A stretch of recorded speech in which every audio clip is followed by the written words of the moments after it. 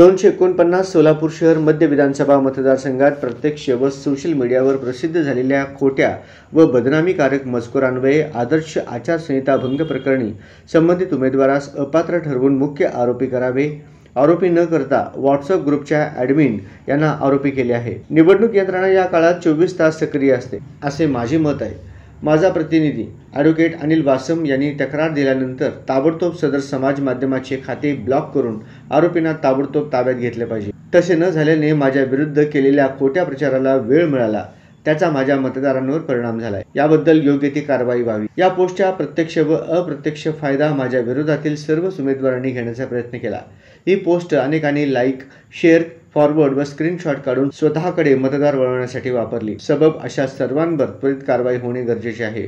तो का केला गेला नाही, तरी महोदयांना सदरील बाबींचा निसर्ग न्याय तत्वाद्वारे विचार करून संबंधितांवर कडक व कठोर कारवाईचे आदेश द्यावेत, अशी मागणी ज्येष्ठ नेते कॉम्रेड नरसय्या आडम मास्तर यांनी जिल्हाधिकारी तथा निवडणूक निर्णय अधिकारी यांच्याकडे केली। गुरुवारी 21 नोव्हेंबर रोजी मार्क्सवादी कम्युनिस्ट पक्षाचे ज्येष्ठ नेते कॉम्रेड नरसय्या आडम मास्तर यांनी भाजपचे उमेदवार देवेंद्र कोठे यांनी ऐन निवडणुकीत जातीवाचक सामाजिक तेढ निर्माण करून मतदारांची दिशाभूल व आडम मास्तर यांची बदनामी करणारे खोटे पत्रक प्रत्यक्षात व समाज माध्यमावर प्रसारित केल्याबद्दल त्यांच्यावर लोकप्रतिनिधी कायदा 1951 नुसार व आदर्श निवडणूक आचारसंहिता भंग केल्याप्रकरणी तात्काळ गुन्हा नोंदवून त्यांना अपात्र करावे अशा आशयाची तक्रार जिल्हाधिकारी तथा निवडणूक निर्णय अधिकारी यांच्याकडे दिले। यावेळी शिष्टमंडळात कॉम्रेड नरसय्या आडम मास्तर, पक्षाचे जिल्हा सचिव ॲडव्होकेट एम.एस. शेख व ॲडव्होकेट अनिल वासम आदी उपस्थित होते। शहर मध्यमध्ये मार्क्सवादी कम्युनिस्ट पक्षाचा उमेदवार म्हणून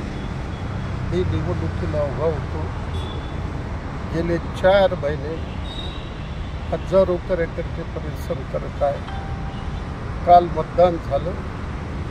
या मतदानामध्ये कॉम्रेड आडम मास्तर 7-8 हजार मताने कोणत्याही परिस्थितीत निवडून येणार ही काळ्या दगडावरची रेघ आहे। कारण श्रमिकाचा आवाज विधानसभेत जाणं अत्यंत गरजेचं आहे।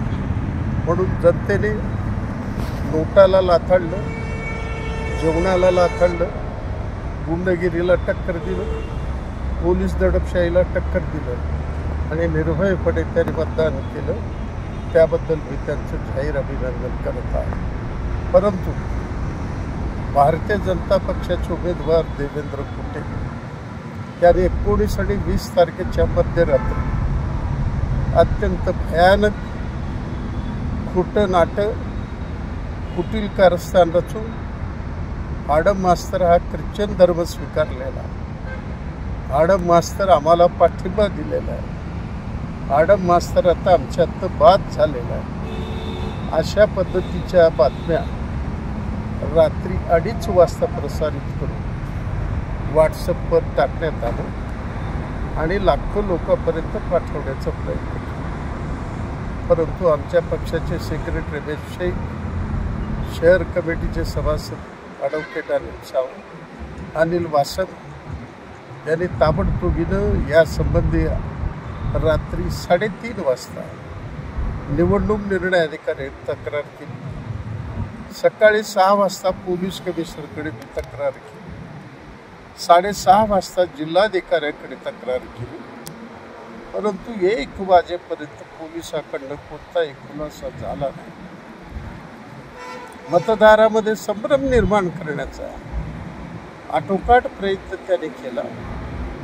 म्हणून आज जिल्हाधिकाऱ्याला पक्षाच्या वतीनं शिष्टमंडळ भेटण्याकरता आलो। परंतु आज रजेवर असल्यामुळं RDCला आम्ही निवेदन दिलेलं आहे आणि माझी मागणी आहे, श्री देवेंद्र कोठे याच्यावर पोलीस कारवाई व्हायला पाहिजे। ज्यांनी अशा पद्धतीची बातमी प्रसारित केली त्यांना ताबडतोब तुरुंगात डांबलं पाहिजे। इतकंच नाही, आमची मागणी आहे 1951 लोकप्रतिनिधी कायद्यानुसार देवेंद्र कोठे यांना 6 वर्ष निवडणूक लढण्यास अपात्र करावं, अशा पद्धतीची आम्ही जाहीर मागणी करीत आहोत।